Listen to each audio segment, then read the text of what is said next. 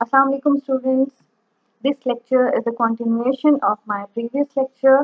Uh, this is the second part of grammar in context and combining the sentence. In a previous lecture, we have discussed different types of sentences: simple sentence, complex sentence, compound sentence, and their difference in their ranks, in their structure. But in this lecture, I'm going to discuss uh, some rules of combining sentences with examples.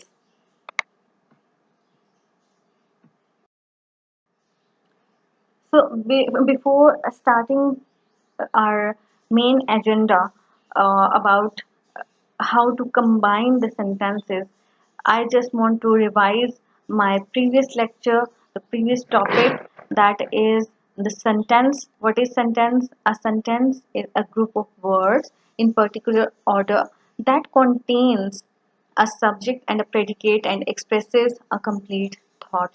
And I'm sure that you have memorized all the definitions of sentence, simple sentence, compound sentence, and complex sentence, and now you are able to differentiate between the simple sentence and compound sentence. But here I just want to revise you the definitions and the difference between sentences. Simple sentence, as it consists of only one clause with a single subject and a predicate. A simple sentence has the most basic element that make it a sentence: a subject, a verb, and a complete thought. Fine. Simple sentence में we have the basic element, that is a subject, a verb, and a complete thought. But in compound sentences shares the same subject. ठीक है, compound subject में compound sentence में एक subject होता है और different predicate होते हैं. So they share the same subject or two or more verb joined by the words or an other conjunction. So उनको ज्वाइन किया जाता है कोऑर्डिनेटिंग कंजक्शंस के साथ, जो मैंने आपको डिटेल में बताए हैं कौन कौन से होते हैं कंजक्शंस. आप उन कंजंक्शन से वो प्रेडिकेट उसको ज्वाइन करेंगे सेंटेंसेस को, and then it will be a compound sentence. Okay, in complex sentence में that contain an independent clause and one or more dependent clause. Compound sentence में हमारे पास सिर्फ इंडिपेंडेंट क्लॉजेज होती हैं और कॉम्प्लेक्स में एक हमारे पास इंडिपेंडेंट और बाकी डिपेंडेंट क्लॉजेज होती है. यही डिफरेंस था जो हमने टेबल से सीखा था. ठीक है.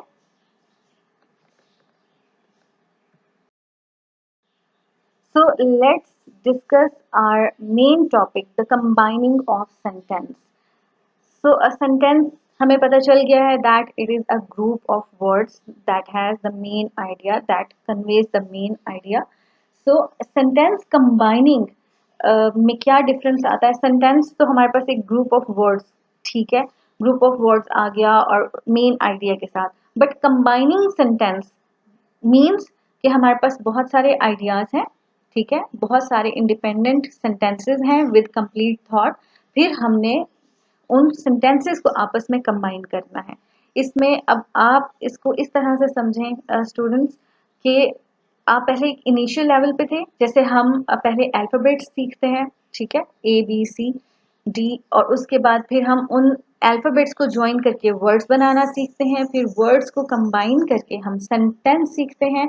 एंड नाउ अब हम उससे नेक्स्ट फेज पे हैं जहाँ पे हम डिफरेंट सेंटेंस को कंबाइन करेंगे. Understand?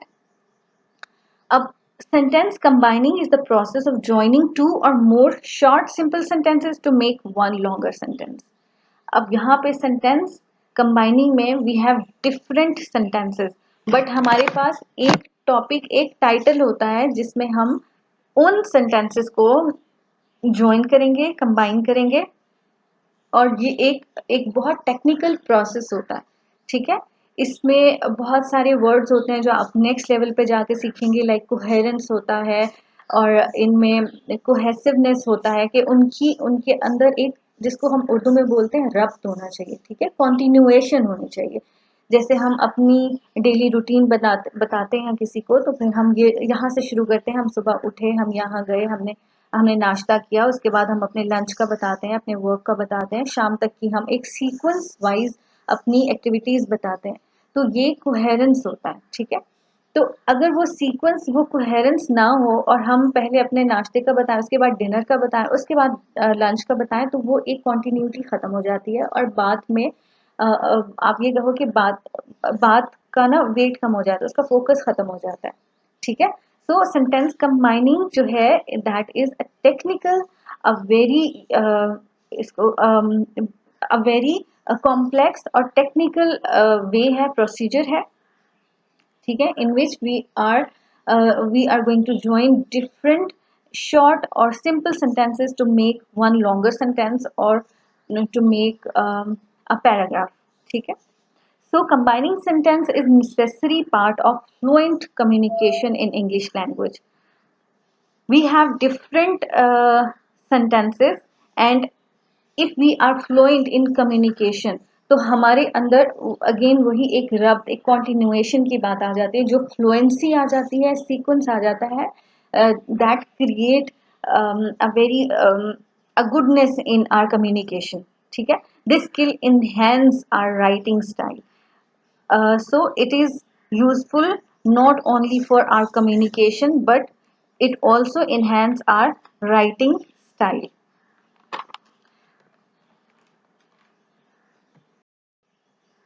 एंड इसके कुछ और जो इसकी अभी कहें कि इसकी फ़वाइद हैं, ठीक है, इसकी और यूजेस हैं, that it improve the quality of writing, and it enable us और it encourages us to play with words. ये कहा जाता है ना कि अल्फाज के साथ लोग खेलते हैं, ठीक है, उनके पास चॉइसेस होती हैं वर्ड्स की, कि वो उसको और बेहतर तरीके से और इफ़ेक्टिव वे में अपनी बात किस तरह से कन्वे करें. तो उस तरह से हमारे पास जब चॉइसेस ज़्यादा होंगी, ज़्यादा वोकैबलरी होगी, तो हम अपनी बात को बहुत अच्छे तरीके से कन्वे कर सकते हैं. So combining sentence is not an easy task. It is very technical, and it is very complicated one. So जब हम इसके आगे rules पढ़ेंगे, तो then you are able to combine sentences in more effective way than you are doing nowadays. So combining sentences is a very technical process. ठीक है, जैसे मैंने आपको previous slide में कहा. So in this slide again I am going to discuss how it works. ठीक है, इसका एक way है, एक technical way है, वो किस तरह से हम इसको use कर सकते हैं. यहाँ पे एक एग्जाम्पल के साथ मैं आपके साथ इसको डिस्कस करूंगी.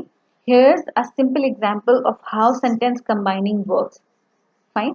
Consider these three short sentences. That man was not tall. That man was not slender.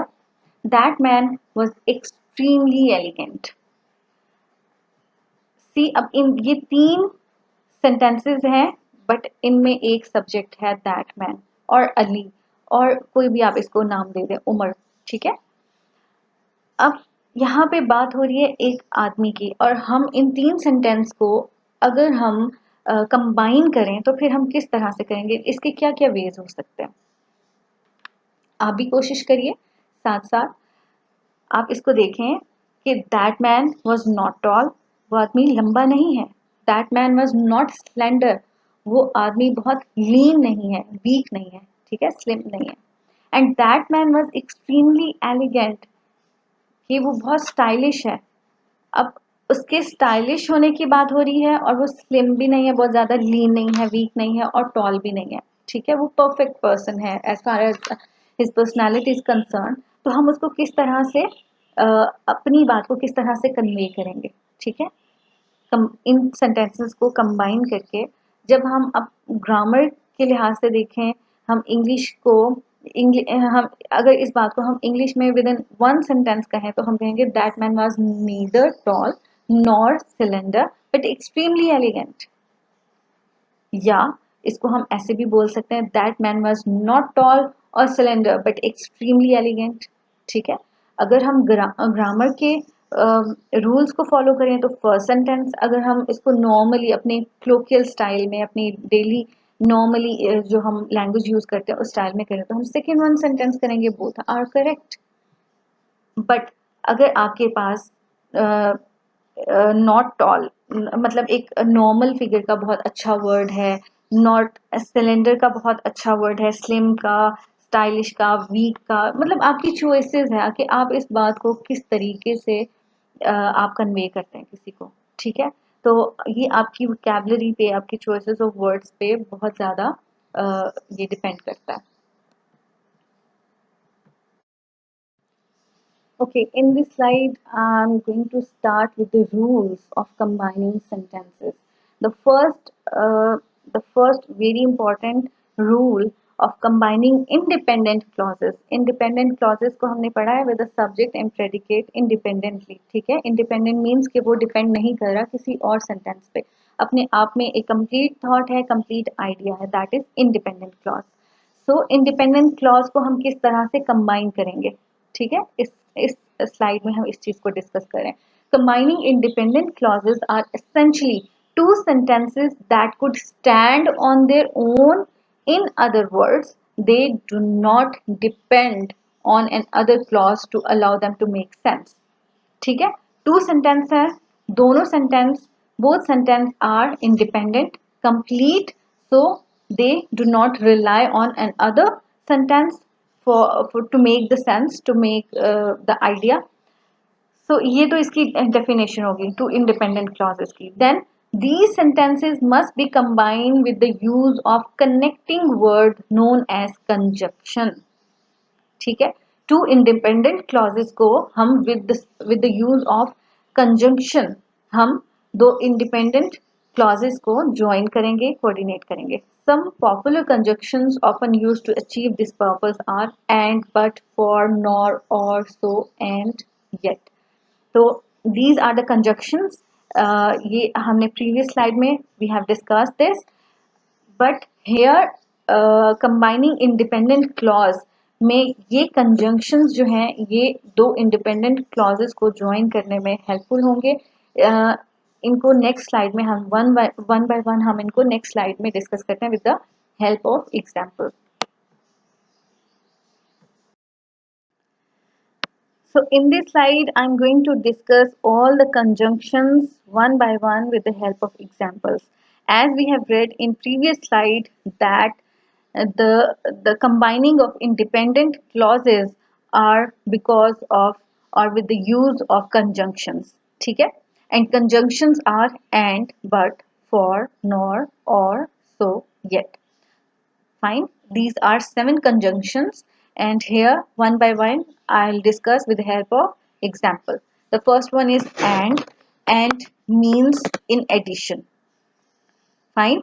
And means also or in addition. See the example. First of all, I want to discuss this example separately. Like मैं ये sentence जो लिखा हुआ है Ali and Anam went to shop, इसको separately देखूंगी। Ali went to shop, Anam also went to shop। ठीक है, दो इंडिपेंडेंट क्लॉजेज हैं, लेकिन जब हम इनको ज्वाइन करेंगे तो हम यहाँ पे इन एडिशन के मीनिंग में एंड का वर्ड यूज करेंगे। ठीक है, एंड को, द कंजक्शन एंड को हम इन एडिशन में यूज करेंगे। कैसे? Ali and Anam went to shop। ठीक है, second one but। but expresses an opposite or different point of view। कैसे? पहले इसको सेपरेट देखें। It was good idea, it was dangerous idea. ठीक है, दो इंडिपेंडेंट क्लॉजेस जब हम देखेंगे तो it was good idea and it was dangerous idea. लेकिन जब हम इसको दो इंडिपेंडेंट क्लॉजेस को ज्वाइन करेंगे with the help of conjunction, फिर हम इसको लिखेंगे it was good but dangerous idea. ठीक है, क्योंकि यहाँ पे ऑपोजिट आ रहा है, यहाँ पे हम एंड का वर्ड यूज नहीं कर रहे। It was good idea and it was dangerous नहीं, क्योंकि ऑपोजिट है और डिफरेंट पॉइंट ऑफ व्यू दे रहा है, इसलिए it was good but dangerous idea. Clear? Now see the third one, for. ठीक है, फॉर का वर्ड हम किसके लिए यूज करते हैं, के लिए के, ठीक है, उर्दू में के लिए, आपके लिए, इट इज फॉर यू, ठीक है, ये आपके लिए है, but here it expresses a result. कैसे रिजल्ट शो कर रहा है? मैंने आपसे कहा कि ये थोड़ा सा टेक्निकल वे है कंजक्शन यूज करने का, इसलिए आप इसको थोड़ा गौर से सुने। For expresses result, for example, इसकी एग्जाम्पल को हम सेपरेटली देखेंगे इंडिपेंडेंट क्लॉजेस करके। They went upstairs, they did this because it was bed time, ठीक है, दे वेंट अपस्टेयर्स, वो ऊपर गए, सीढ़ियों से चढ़ के ऊपर गए, एंड दे डिड दिस, और उन्होंने ऐसा किया because it was bed time, क्योंकि वो उनका बेड टाइम है। But when we join these two sentences in one sentence with the use of conjunction, तो हम इसको बोलेंगे they went upstairs for it was bedtime, क्योंकि यहाँ पे word for is used for the result of their action। Action कौन सा? they went upstairs, ये एक एक्शन था और उसको जस्टिफाई करने के लिए for यूज हुआ है, ठीक है। Next one is nor। Nor आपने ग्रामर में नीदर के साथ नॉर का वर्ड यूज किया होगा, तो आप then you have idea about nor. So nor means an additional negative idea. दो आइडियाज नेगेटिव जब एक ही सेंटेंस में ऐड हों कि उसने ये भी नहीं खाना ये भी नहीं खाना, तो फिर हम फर्स्ट पे नीदर एंड सेकंड पे नॉर यूज करते हैं, ठीक है, ग्रामर में आपने इसको पढ़ा है। अब इसके सेंटेंस को भी हम सेपरेटली पहले देखेंगे। She does not like school, she does not like being at home, then जब हम इसको combine करेंगे then we'll say that she likes neither school nor home, clear, she likes neither school nor home, तो यहाँ पे nor का word in additional negative idea के तौर पे use हुआ है, clear। second is or reflects an additional point of view, the presence of choice। किस तरह से? और एक चॉइस को शो कर रहा है, additional point of view and the presence of choice, ठीक है। इसकी एग्जांपल भी सेपरेटली पहले देखें इंडिपेंडेंट क्लॉजेस की तरह सेपरेट करके। The cat is upstair, it might also be in garage. The cat is upstairs, it might also be in garage. So जब हम इसको कंबाइन करेंगे तो फिर हम एक प्रेजेंस ऑफ चॉइस है ना, दो जगह पे है, अपस्टेयर्स पे हो सकती है और गैरेज में हो सकती है कैट, तो फिर हम यहाँ पे चॉइस के लिए और का वर्ड यूज करेंगे कि यहाँ पे होगी या वहां पे होगी। So the cat is upstairs or in garage, ठीक है। यहाँ पे आप एंड नहीं लगा सकते, यहाँ पे आप फॉर नहीं लगा सकते, बट नहीं लगा सकते, नॉर नहीं लगा सकते, ठीक है। ये डिफरेंस आपने यहाँ पे सीखना है कि यहाँ पे हमने नॉर क्यों लगाया, यहाँ पे हमने और क्यों लगाया, यहाँ पे हमने एंड क्यों लगाया, यहाँ पे फॉर क्यों लगाया, रीजन क्या है, वो रीजन आपको उस कंजक्शन के साथ याद करना है, ठीक है। Next one is so indicates the progression of thought. किस तरह से प्रोग्रेशन को शो करता है कि हमारी जो सोच है हम उसको किस तरह प्रोग्रेसिव वे में सोच रहे हैं। दे डिच्ड स्कूल और they skipped school, this way they would not have to take the test. अब ये दो इंडिपेंडेंट क्लॉजेज हैं, दे स्किप्ड स्कूल, ठीक है, this way they would not have to take the test, कि उनको टेस्ट नहीं देना पड़ेगा, ठीक है, जो कि अमूमन स्टूडेंट्स ऐसे ही करते हैं ना नॉर्मली, छुट्टी कर ली टेस्ट के दिन। तो यहाँ पे अब दो आइडियाज हैं that indicates the progression of thought, कि उसने ऐसा किया और उसके ऐसा करने की क्या रीजन है। सो जब हम these two when we join these two clauses then we say they skipped school so they could avoid the test, clear। next one is yet expresses a contrast and it is similar to but की जगह पे भी yet इस्तेमाल होता है, but ये in contrast भी होगा, ठीक है। इसकी एग्जांपल पहले इंडिपेंडेंट क्लॉजेस की तरह से देखते हैं हम separately. I loved her, on the other hand I saw I was angry with her. I loved her. On the other hand, I was angry with her. ठीक है, टू आइडियाज हैं, but both ideas express the contrast, and it is again the contrasting or the different contrast of opinion. So इसको हम जब combine करेंगे, I loved her yet I was angry with her. ठीक है, I loved her yet I was angry with her, कि उससे खफा भी हूँ और and I loved her also. तो दोनों एक इमोशंस एट अ टाइम है, तो इसलिए यहाँ पे येट का वर्ड यूज हुआ. आई होप आपने अब इसको बहुत अच्छे से सीखा होगा and you will use these words for the. This is an other way of combining sentences. In previous slide, we have learned that how sentences are combined with the help of conjunctions. ठीक है, conjunctions के use को use से हम किस तरह से sentences को कंबाइन करते हैं. And in this slide I am going to discuss combining sentences with the help of same subject. जब हमारा सब्जेक्ट सेम है तो हम किस तरह से सेंटेंसेस को कंबाइन करेंगे. ठीक है, इस स्लाइड में हम ये सीखेंगे. So the sentences with the same subject can be combined since you are describing the same person, place or thing completing different actions. कोई एक पर्सन, प्लेस और थिंग, ये हमारा सब्जेक्ट हो सकता है और उसके बारे में हमारे पास डिफरेंट ओपिनियन हो, डाइवर्सिटी ऑफ ओपिनियंस हो और उसके एक्शंस के बारे में कोई डिफरेंट लाइंस हैं, तो हम उनको किस तरह से कंबाइन करेंगे. ठीक है, subject is the one, subject is the same, but the opinions or the other sentences are different. यानी एक किसी एक के बारे में बात की गई है, चाहे वो कोई शख्स है, चाहे वो कोई चीज है, चाहे वो कोई जगह है. Fine. And this is very easy way. किस तरह से, फॉर एग्जाम्पल हम टेलीविजन के बारे में बात कर रहे हैं.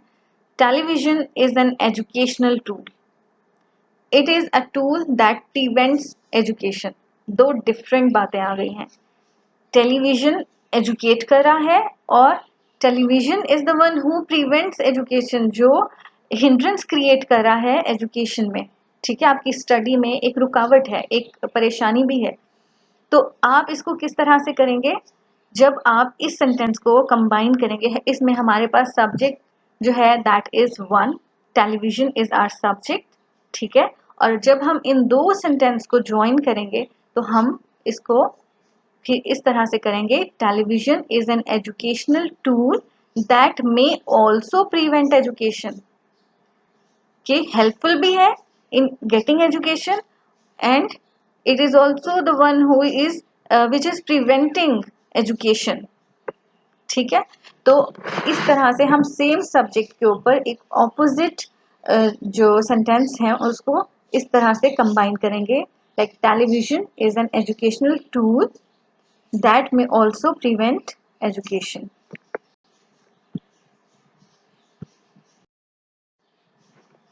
Okay, here is another aspect of combining sentence with the same verb. In previous slide, we have discussed the combining of sentence with the same subject. Subject same था, the subject is of television. ठीक है, तो एक subject के ऊपर हमने दो sentences को कंबाइन किया था. But in this slide we will discuss that how we can combine the two sentences having the same verb. यहाँ पे वर्ब डिफरेंट है बट जो उनका अचीवमेंट है, जो एक्शन है, that would be the same. ठीक है, so see the first point. If two sentences contain different subjects, ठीक है, two sentences having different subject, they are accomplishing the same action, so the action is going to be the same. Subject different है but action is same. ठीक है, the sentences can be combined as well. Okay, see the example. The baby walked, the mother walked along. So subject is different, the baby and the mother. There are two subjects but their action is the same. So when we combine these two sentences, then we'll say the mother walked along with the baby. Fine. Verb क्योंकि same है, इनका action same है, इसलिए हम उनके action के साथ इसको इस तरह से कंबाइन करेंगे, the mother walked along with the baby. दोनों साथ में चल रहे हैं ना, ठीक है, इसलिए इसको हम इस तरह से लिखेंगे। Okay, students, in the last slide, I just want to focus or emphasize on the importance of combining sentences. और इसके लिए I have given here the two references. First is of Noam Chomsky, the father of modern languages. In his work, he says उनका जो काम है transformational grammar, ठीक है। In his work, he discussed the combining sentence that has been emerged in America in 1970s, and sentence combining exercises have been used in writing instructions since late 19th century. So इस work को start हुए हुए बहुत ज़्यादा time नहीं गुजरा है, so ये स्टाइल, ये टेक्निक, ये वर्ड चॉइसेस, इस पे लैंग्वेज पे अभी काम होना स्टार्ट हुआ है, ठीक है। इसलिए इसका मैं थोड़ा टाइम पीरियड आपके साथ डिस्कस करना चाह रही थी, इसलिए मैंने ये रेफरेंस दिया। And the second one is about Donald Daiker, and उनका जो काम है sentence combining a rhetorical perspective, that was published in 1985, ठीक है। And in his work he says that sentence combining is a kind of linguistic Rubik's cube. ये एक game है, puzzling game है, a puzzle that each person solve by using intuitions and syntax, semantics and logics. So intuitions जो होते हैं, that is an ability to understand something instinctively without need of conscious reading, conscious reasoning, कि हम किसी चीज़ को बहुत consciously सोच के फिर उसका जवाब देते हैं ना, तो बहुत सारी चीज़ों का हम बहुत फ़ौरन से जवाब दे देते हैं। तो ये हमारी इंट्यूशंस होती हैं, हमारी हमारी अपनी सेल्फ थॉट होती है, जिसपे आप ये कहो कि हमारी तरबियत हुई होती है। ये हमारा इंटरनल जाहिर करता है कि हम फिल फॉर जवाब दे के हम अपना आप दिखाते हैं कि हम किसी भी पॉइंट को किस तरह से सोचते हैं। तो हमारी वर्ड चॉइसेस और हमारी जो लैंग्वेज है वो हमारी इंट्यूशंस को रिफ्लेक्ट करती हैं। Clear. And second one is the syntax, and syntax is grammar, ठीक है। नो हाउ हमें कितनी है ग्रामर की वो शो करता है। And then semantics, semantic is actually the meaning of the word. हर एरिया में एक वर्ड का स्पेसिफिकली मीनिंग होता है और उसी के लिहाज से हम अपनी वर्ड चॉइस करते हैं, ठीक है। उर्दू में किस तरह से है, पश्तो में किस तरह से, अरबी में किस तरह से, बहुत सारे वर्ड्स जो बहुत सिमिलर हैं लेकिन उनके मीनिंग्स डिफरेंट होते हैं। तो हर एरिया के वर्ड और मीनिंग डिफरेंट होते हैं दूसरे लैंग्वेज के वर्ड मीनिंग से। And third one is the logic, logic as we know that the reasoning. So ये जो फोर हैं, intuition, syntax, semantics and logics. So ये बहुत इम्पॉर्टेंट पार्ट प्ले करते हैं इन कंबाइनिंग सेंटेंसेस। तो मुझे ये कोट बहुत अच्छा लगा and I want to share it with you.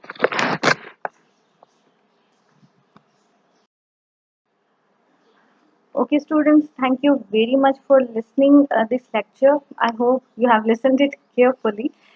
लेकिन अभी मैंने इसको बहुत एक लिमिटेड एस्पेक्ट में डिस्कस किया है, ठीक है। कंबाइनिंग सेंटेंसेस की बहुत ज़्यादा टाइप्स हैं और मैंने उसको बहुत सिंपल रखा है कि आपकी आगे एकेडमिक राइटिंग में जो चीज़ आपको हेल्प आउट करे, मैंने उसको ज़्यादा उसकी बेसिक्स पे ज़्यादा ये लेक्चर प्रिपेयर किया, ठीक है। तो मैंने जो पॉइंट यहाँ पे डिस्कस किया वो इंशाल्लाह आपके नेक्स्ट जो भी हम नेक्स्ट पॉइंट डिस्कस करेंगे उसमें ये आपकी बेस डेवलप करते जाएंगे, ठीक है। इसलिए आप, और मैंने लेक्चर्स का ड्यूरेशन इतना ज़्यादा नहीं रखा है, बहुत लॉन्ग ड्यूरेशन के नहीं है, इसलिए कोशिश करिएगा कि इसको 2-3 टाइम्स एटलीस्ट सुन लें दोबारा से, ठीक है। Thank you.